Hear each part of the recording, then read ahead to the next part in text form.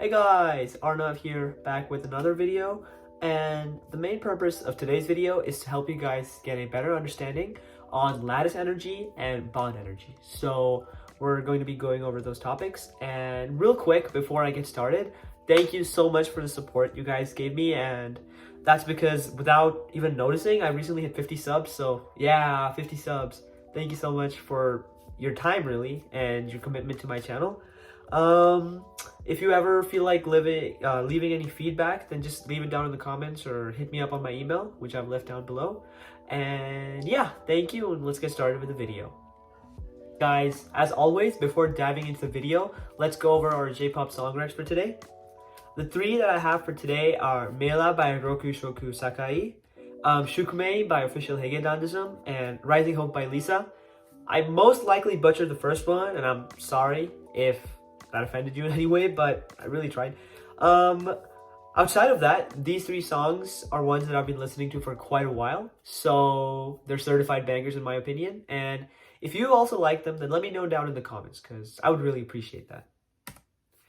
Alright, so the first concept for today is lattice energy. And right off the bat, I wanted to let you guys know that this concept only applies to ionic solids and ionic molecules. By definition, lattice energy is the amount of energy you need to exert for 1 mole of any ionic solid to completely break into its gaseous ions. Now, if you want a fancier version of that, I have that written down over here as well. And the main thing with this concept of lattice energy is knowing whether one ionic solid has a stronger lattice energy than another one. And to determine this, there are two main factors that we look at in AP chemistry. Those two factors are ionic radii and difference in charges. Now, some of you might be saying that, hey Arnav, this sounds a bit similar. And for those of you guys that did say that, you get an extra thumbs up, because it does, since these two factors are the exact same ones that affect Coulomb's law. So in a way, lattice energy is kind of Coulomb's law, but only applying to ionic solids. So do keep that in mind. Moving back to the two factors, the first one is charges of ions, which basically states that as the difference in the charges of the ions increases, so does the lattice energy within that ionic solid. So that's pretty self-explanatory. The second one is atomic radii, where as the atomic radii of the ions involved in the ionic solid decreases, they get stronger. And this makes sense because as the ionic radii decreases, they can get closer and closer to each other, right? And by being closer, they can form a relatively stronger attraction, and that's why they're stronger. Now, the opposite also applies, where larger atomic radii will result in relatively weaker lattice energy. And the reasoning behind this is that if you have relatively larger ionic radii, you can't really be close to each other because, assuming these are the nuclei, there's going to be all these electrons in the middle that are going to be repelling each other.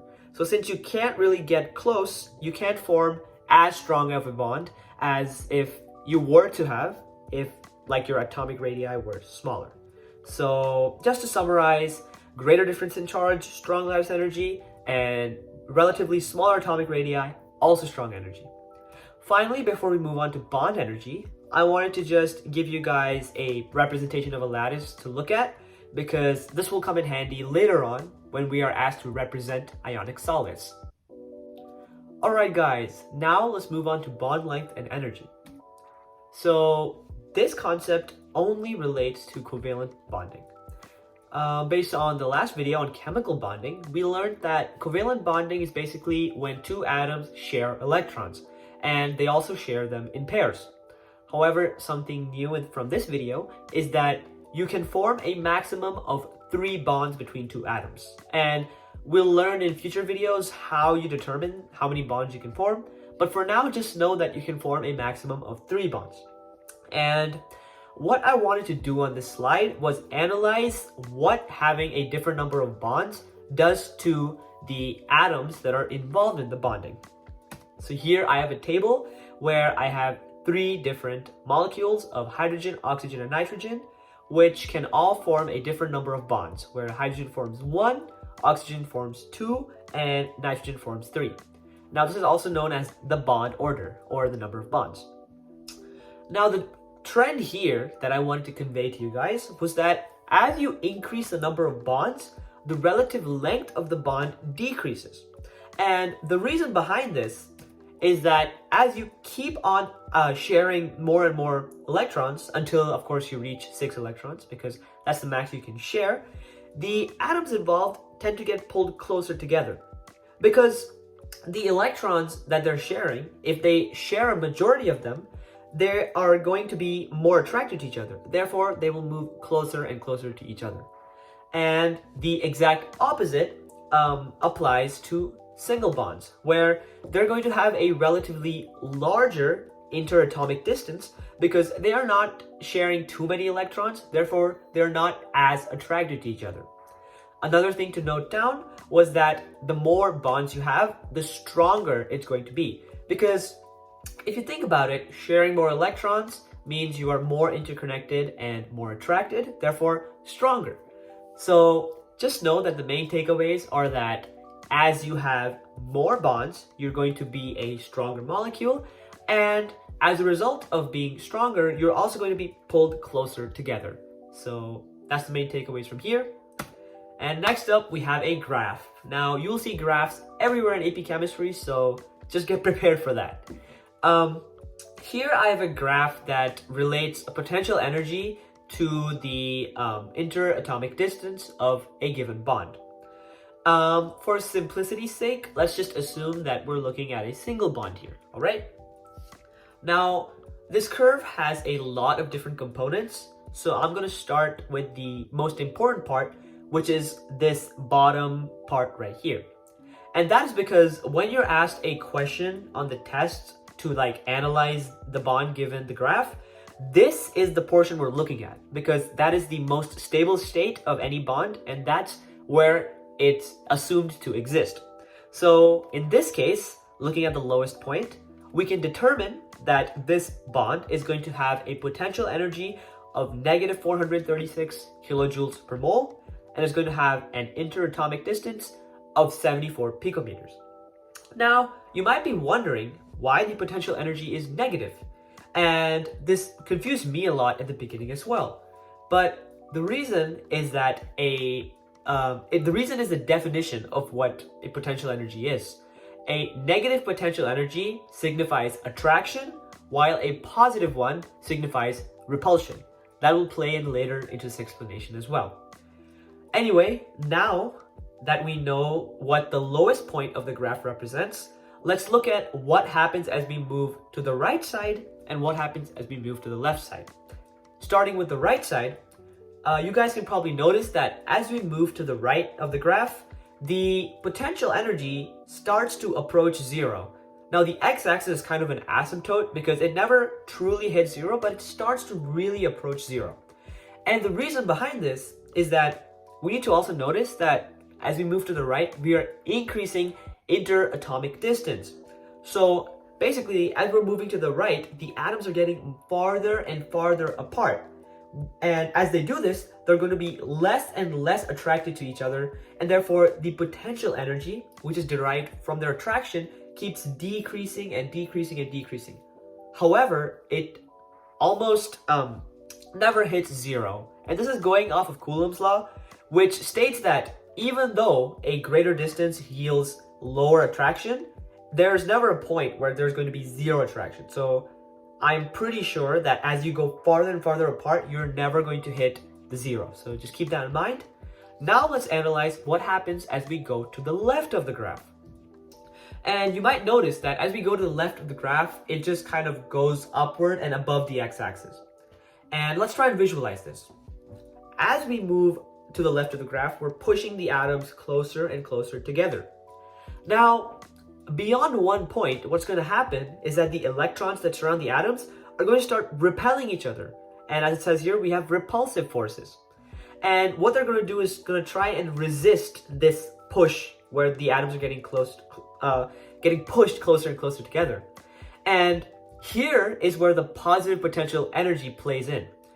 As we looked at earlier, negative potential energy means attraction, while positive potential energy means the exact opposite. It means repulsion. So this positive portion of the graph is signifying that us humans, or whoever the scientist is that's involved, are having to put in energy ourselves to kind of smush them closer and closer together. So that is why it gets more and more positive as we move to the left.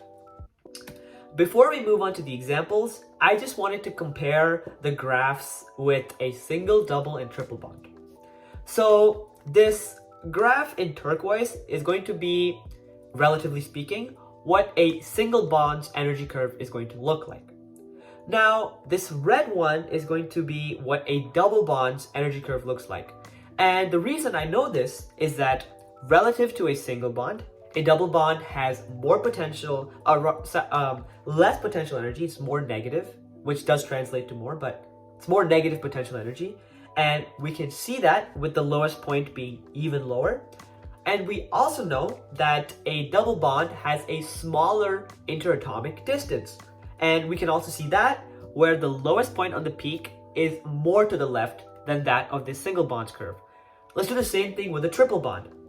With the triple bond, again, we know it has more negative of potential energy than a double bond, so it's stronger. And we can see that with the peak being even lower. And again, we know that it has a relatively smaller interatomic distance, and that is again observed as the lowest point for the triple bond's curve is more to the left than that of the double bond's curve. Before I parted with you guys, I just wanted to go over some simple examples for questions that you might be asked from energy curves. So here I have 3 different energy curves for A, B, and C. And yeah, let's do some questions related to them. So the first one is, what happens to potential energy of the stable state, aka the lowest point, as we move from graph B to graph A? Now, as we can see here, as we move from graph B to graph A, we are moving to a stronger bond, right? Because the internuclear distance is decreasing, and also the potential energy is getting more negative. Outside of that, we can also tell that the potential energy is getting stronger. So outside of the red I just had, the answer would be that the potential energy is getting more negative. And of course, in brackets, that also means it's getting stronger. The second question was, does graph B or C have a comparatively higher bond energy? Now, I'm going to let you guys do this one because I believe in you. And yeah, you got this. Okay, now that you're done, if you guys said graph B, you are absolutely correct. And for those of you that said graph C, it's okay, man, it's okay. Let's learn what you did wrong so you don't make the mistake again, right? Because we don't want that. We want you guys to do great. Anyway, going back to the graph, as we can see, in these types of questions, all we're looking for is which has the lower point, LLP, if I may, the lower point. And what that indicates is basically how strong the attraction is between the 2 atoms involved. So in this case, B has a more negative potential energy than C, and therefore it's going to have stronger, or rather more strongly attracted atoms. Thank you guys so much for joining me with this video today. I hope it really helped you and that you really found it worth your time. If you did, then why not leave a like below and maybe subscribe? And if you have any questions, then please leave them down in the comments, as I would be more than happy to address them. Thank you for your time, and see ya!